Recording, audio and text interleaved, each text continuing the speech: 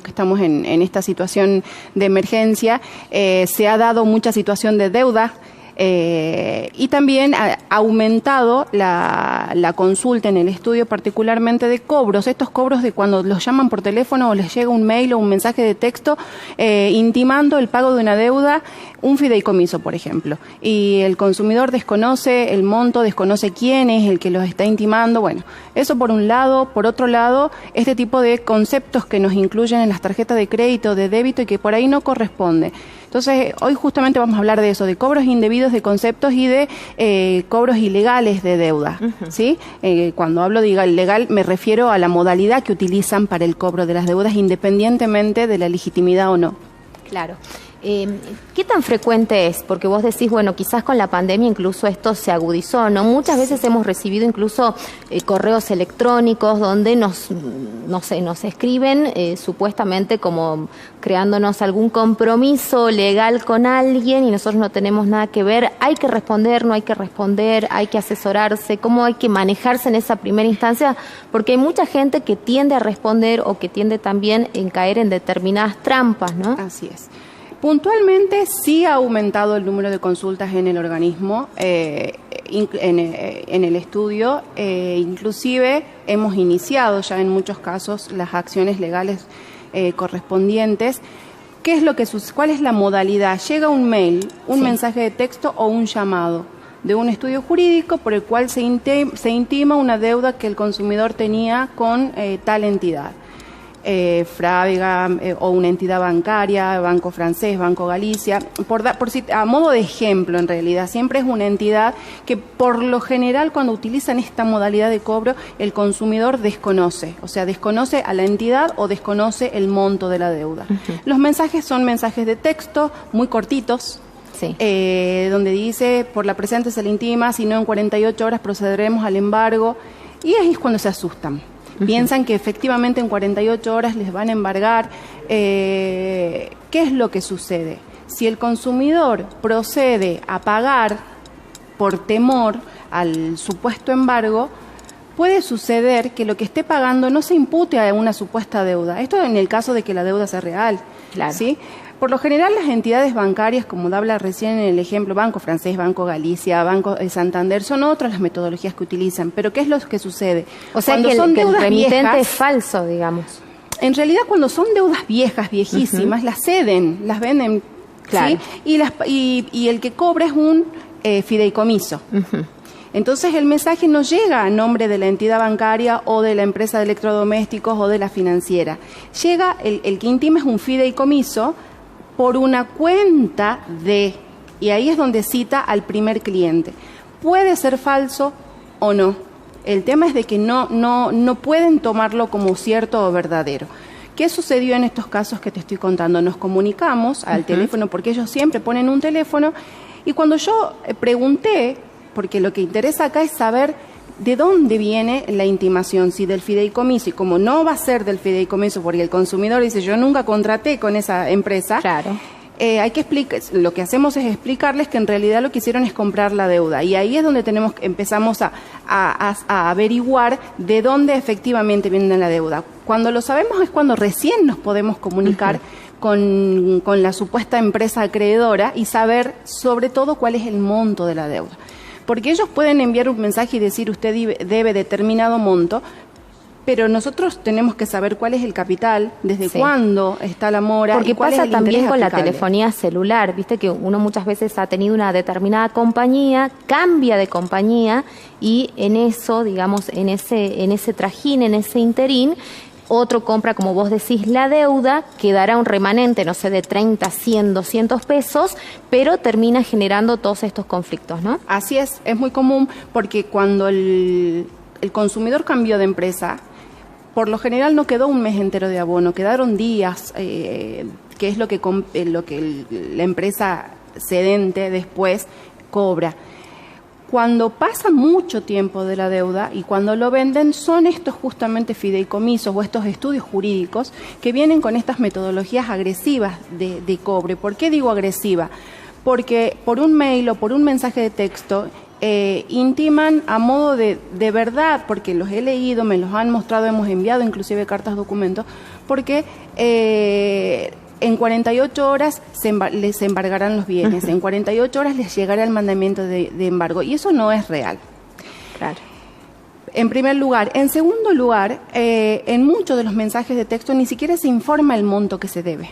Mandan un número de teléfono, el consumidor tiene que llamar a ese número de teléfono y ellos mandan un monto y tiene que pagar con este link, con este código, en un Rapipago o hacer un depósito a nombre de. Y ahí es donde está el problema. Claro, y cuando uno pregunta, cuando uno se cerciora, por ejemplo, con el caso de la telefonía celular, yo conozco casos donde las personas se han comunicado directamente con la empresa y la empresa decía que la deuda ahí era cero, o sea, era inexistente. Exacto. ¿Por qué? Porque ocurría este desplazamiento hacia los fideicomisos. Y son los fideicomisos los que después afectan en el Veraz o en la central en la central de deudores del Banco ¿Cómo se Central de la verifica, Nación? Emi, que efectivamente lo que se esté cobrando sea lo que Ahí realmente, digamos, esté estipulado como deuda, ¿no? Y que no nos estén estafando, porque a mí me puede llamar, no sé, mi compañía anterior de celular, todos con la portabilidad numérica hemos experimentado y la mayoría nos hemos cambiado, o por ahí hemos sacado un crédito, o lo que sea, que podamos pensar que haya quedado una pequeña deuda que se va incrementando por el paso del tiempo, que va generando intereses y que no nos hagan caer en una trampa, como yo decía al principio. Esas ¿no? son las dos. Acá hay que tener en cuenta dos cosas. Una cosa es el capital, perdón. Una cosa es el capital que vos debías cuando te cambiaste de empresa. Otra cosa es el día que empezaste a deudar esa suma, o sea, el tiempo de la mora. Y otra cosa es el interés aplicable. A esas tres cosas vos tenés derecho a la información. Es decir, que cuando te intiman un monto, vos en el mismo momento tenés que preguntar qué debo, desde cuándo debo y cuál es el interés aplicado. Para para tener conocimiento de cómo está compuesta la deuda. Recién cuando me den esa información, que por lo general no la dan porque, como te digo, son deudas tan viejas que en la mayoría de los casos estarían prescritas. Hay que verificar, porque si está prescripta, si bien el pago voluntario se aceptaría porque la deuda en su momento fue legítima, el acreedor perdió perdió la posibilidad de iniciar acciones legales para cobrarte esa deuda, porque está prescripta por el paso del tiempo. Entonces, si vos consultás desde cuándo es la mora, ahí es cuando vas a saber si es una deuda prescripta o no. El tema es que esta información, la generalidad de los consumidores y las consumidoras lo desconocen y por lo general caen en este susto de en 48 horas me inician juicio y pagan lo que ellos unilateralmente le informan. Y el problema que viene después es el libre deuda. Claro. Porque cuando van a pagar no van a pagar a la empresa, van a pagar a un Rapipago con un cupón o un código que ellos les envían por mail. No saben si ese pago fue cancelatorio, si ese pago fue a cuenta, y después se olvidan de reclamar el libre deuda. Entonces, si nosotros hemos verificado que la deuda era real, que está bien cobrada y que debo ese monto, tengo que verificar también que el destinatario del dinero efectivamente ¿sí? sea el acreedor, para que después, en un plazo que ellos me dirán o que yo tengo que exigir como consumidora, me otorgan el libre deuda. Nunca olvidar el libre deuda. Porque en esta venta de deudas, de cesión de deudas, de venta de deudas, lo único que me va a salvar es el libre deuda. Claro. Porque también sucede que el consumidor se enteró de su deuda por una afectación, la pagó en la empresa, pero el fideicomiso que la adquirió no está noticiado, o viceversa, la pagó en el fideicomiso y la empresa no está noticiada. Entonces puede llegarle un nuevo cobro de la misma deuda. Claro. Porque la información entre esas dos empresas no es inmediata. En este ejemplo que vos me dabas, sucedió que la empresa la tenía en cero, pero hay otras empresas que no figura en cero en ningún lado, o que sí figura en cero en determinada empresa, pero la afectación figura a nombre de esa empresa. Claro. Pero es porque en el fideicomiso que adquirió la deuda no está como cancelada. Entonces, es una situación muy compleja y que no hay que tomarlo livianamente, ni a la hora de pagar ni a la hora de no pagar.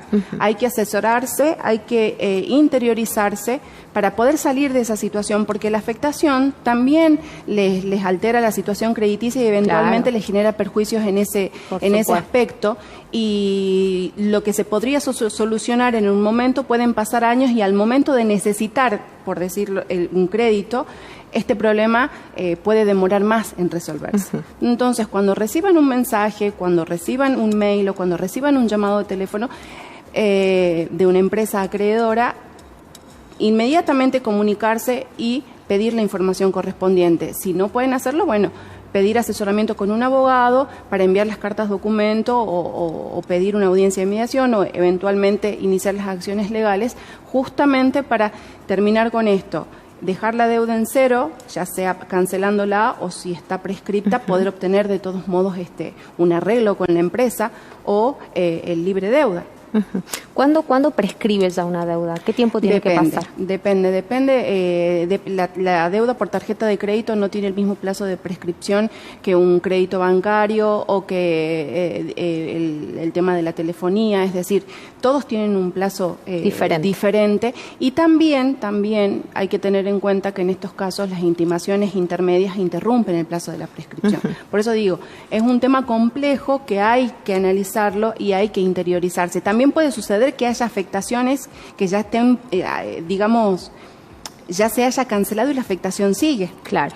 Por eso es importante el libre deuda, porque eventualmente el reclamo va a versar en eso. Cancelé la deuda, pero sigo afectada en situación 5. Hemos tenido también consultas en el estudio, pero un montón, y han tenido que ir a buscar los libres deuda o los tickets de pago o los resúmenes pagados, justamente por esto, porque la afectación continúa, nunca bajó, digamos, nunca se actualizó la información y la deuda está cancelada. Claro. O cuando se cedió la deuda, nunca se bajó y ahora está afectada por el fideicomiso.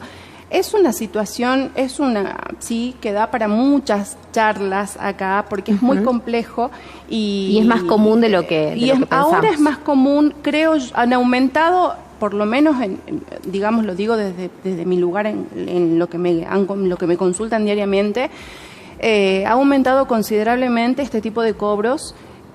O antes capaz la gente no denunciaba y ahora sí, justamente por la situación que se está viviendo, ya claro. cualquier intimación de cobro, creo que ya uno tiene menos tolerancia a la que tenía antes, capaz que antes recibía un llamado y lo dejaba, claro, y ahora o ibas y lo pagabas y tratabas de y ahora genera un estrés totalmente diferente estos cobros, y que incluso he llegado a tener un cliente que recibía de 5 o 6 mensajes diarios. Tremendo. En este caso puntual, la deuda estaba prescripta y se pudo solucionar el asunto. A él no le preocupaba tanto la afectación como sí los mensajes y las llamadas insistentes con esta amenaza de en 48 horas el embargo, en 48 horas el embargo. O sea, es una situación muy angustiante para esta persona que nos había consultado y que, bueno, se solucionó. Perfecto, bueno, ahí está. Entonces, una introducción a lo que puede llegar a ser el desarrollo de este tipo de situaciones. Emi, está tu teléfono en pantalla. A mí me gustaría que nos digas a dónde está el estudio, dónde te pueden encontrar, cómo se hace para tener un turno de atención y poder sacarse esta u otras dudas. Bien, comunicarse telefónicamente para gestionar el turno, y si no, el estudio está ubicado en España 1713. Perfecto. Lo que sí, siempre pedimos la comunicación telefónica previa, porque por la situación epidemiológica, exacto, gestionamos los turnos con una antelación suficiente. Perfecto. Para evitar situaciones complejas. Bueno, buenísimo. Muchísimas gracias, Emi. Gracias por acompañarnos, por supuesto, por traernos esta información, y seguramente vamos a contar con vos en otras oportunidades aquí en el programa. Cuando quieras.